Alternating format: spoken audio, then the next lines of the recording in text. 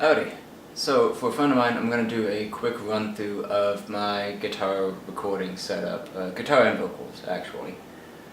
What I'm running everything through is a Focusrite 2i4 audio interface. The 2i4 and the 2i2 can accept instrument inputs, like guitar cables, and they can also accept XLR for microphones. I've got a cable running through the front for the guitar, and then in the back there is stereo outputs that I can use, and so I've got a cable running from the back here over to the amp so that I can have this running.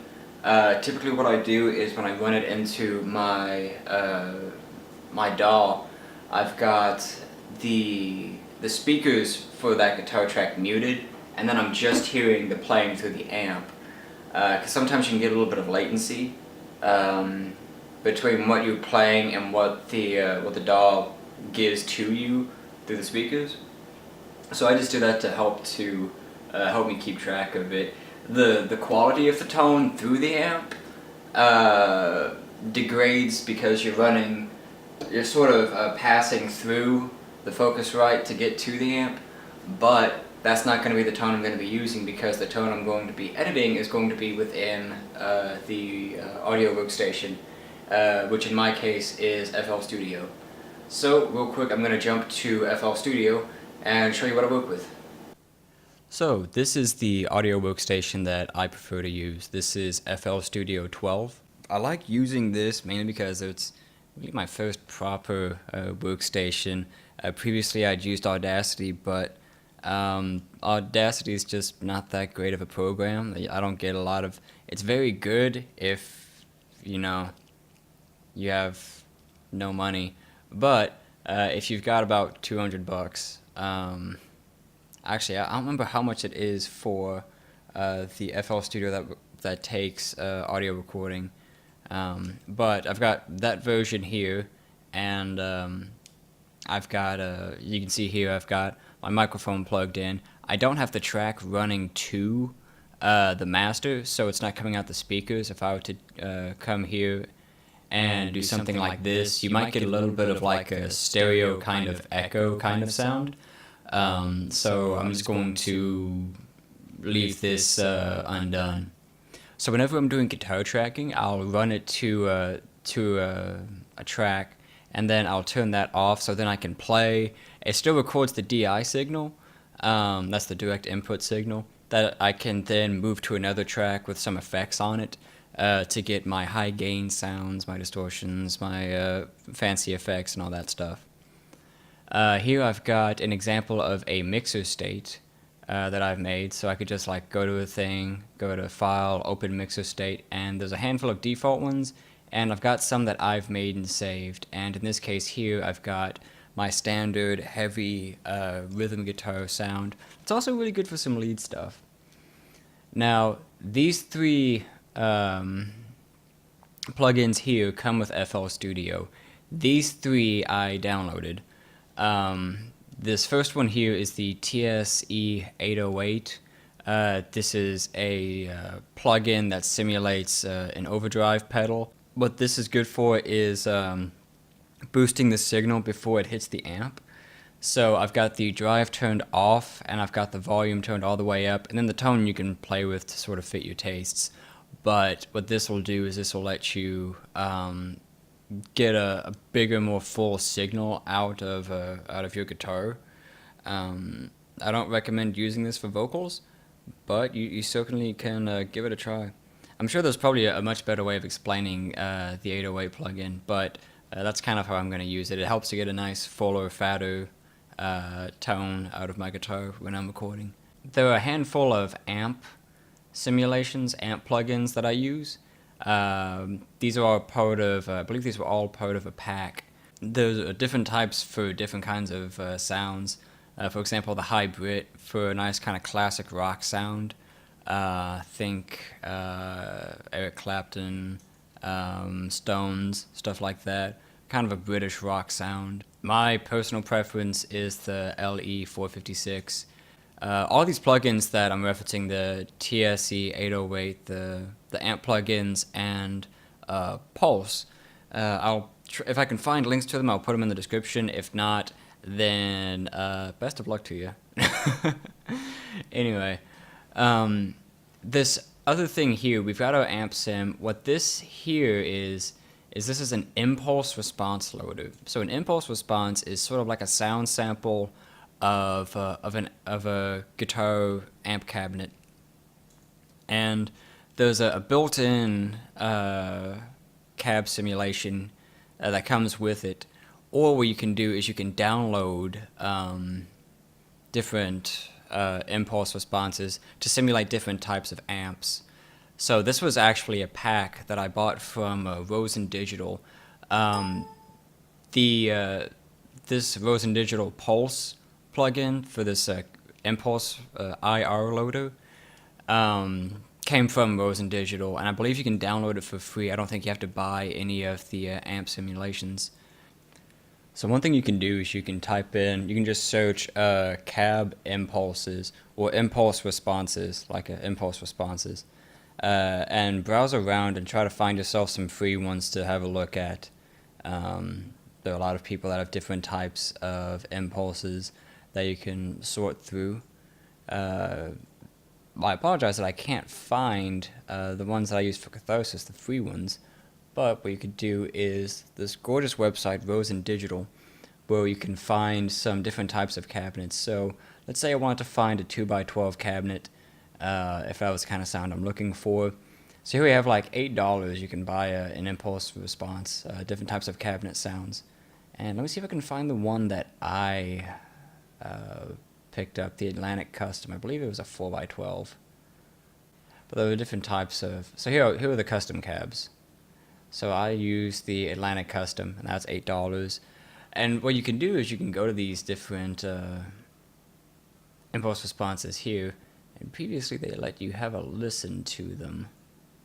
So see, they actually have a website here where you can go, or actually have a YouTube channel that you can go to and have a listen to the different types of amp sounds that they offer. So you can sort of decide for yourself what amp sounds good for you. And you can also go to Rosen Digital, and we could try to find the IR loader. So right here, the new IR loader, and that's going to be the Pulse impulse response loader, and it's free. And then you can have a play around with that. And like I mentioned before, it comes with a stock impulse loaded up, or you can just do what I did and find a bunch of free ones, or buy a couple. And then you can use those to get different types of amp sounds. But that's my setup in a nutshell. So if you'll give me just a minute, I'll give you a demonstration of what I'm going to do. So as you can see here, I've got the microphone plugged into another output here, another input on the Scarlett, and I've got in here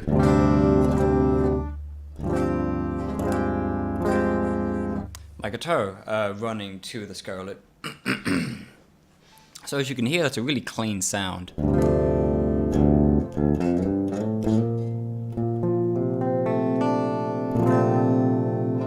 Not a lot happening with that. So what I can do is, let's say I wanted to use one of my plugins. So what I'm going to do is I'm going to move this up to, I'm going to open my mixer state. I'm going to pull up one that I've got saved. So you can have a listen here to my tone.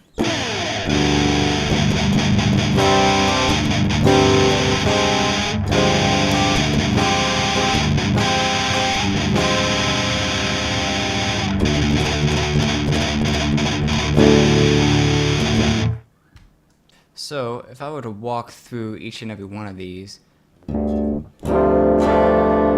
let's start with the pedal. So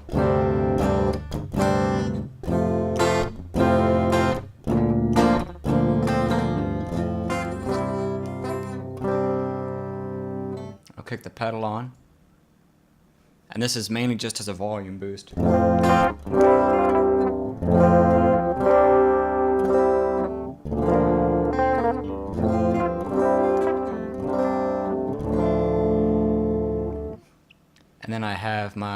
head.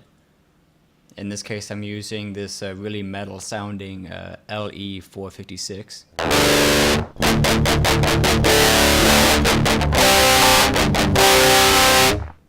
You can see there, it really sounds rough.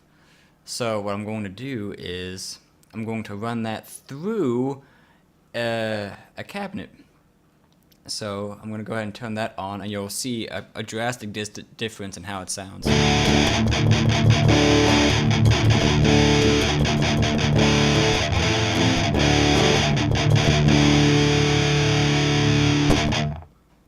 So as you can see, the tonal difference is insane. It sounds like it's an amp cab being mic'd up. So let's say I don't want to use, I'm going to use a mono.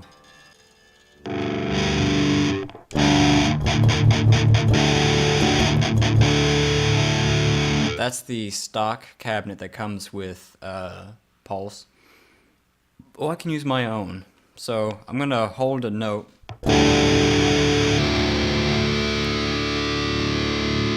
And you can see how that tone changed.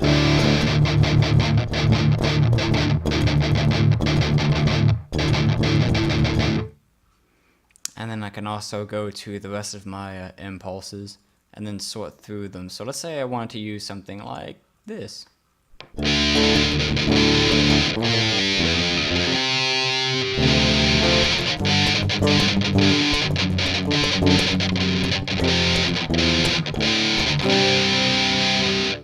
Step up to something like the SM58.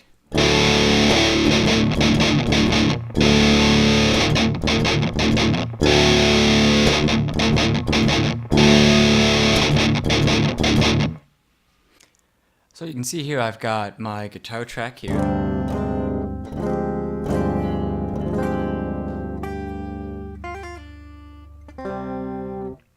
What I'm going to do is I'm going to record a DI track in here at this kind of tempo.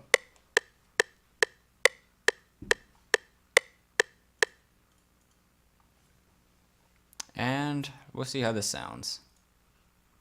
I'm going to do a double track.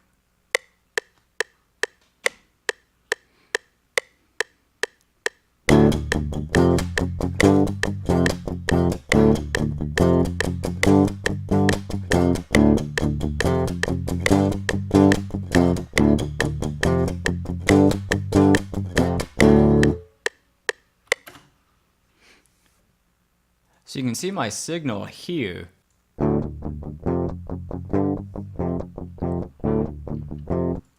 That's just the direct line going in. So what I'm going to do, I'm going to mute that. I'm going to pull up another track here. I'm going to get my click back up.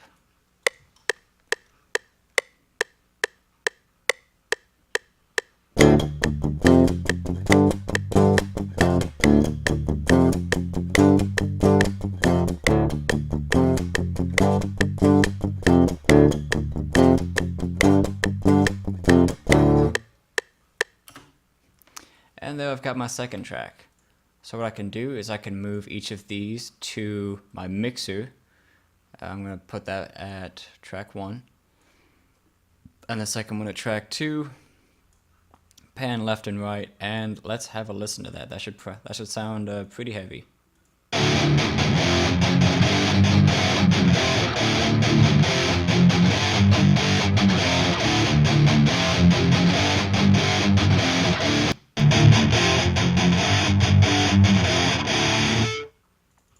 So yeah, that's the sound of it. It sounds really nice and thick.